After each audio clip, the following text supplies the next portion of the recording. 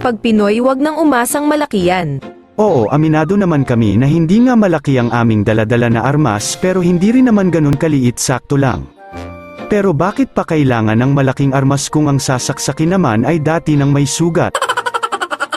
Tsaka kahit na hindi gaano kalaki si Manoy, naaabot niya naman yung dulo, hindi nga lang ganun kalakas.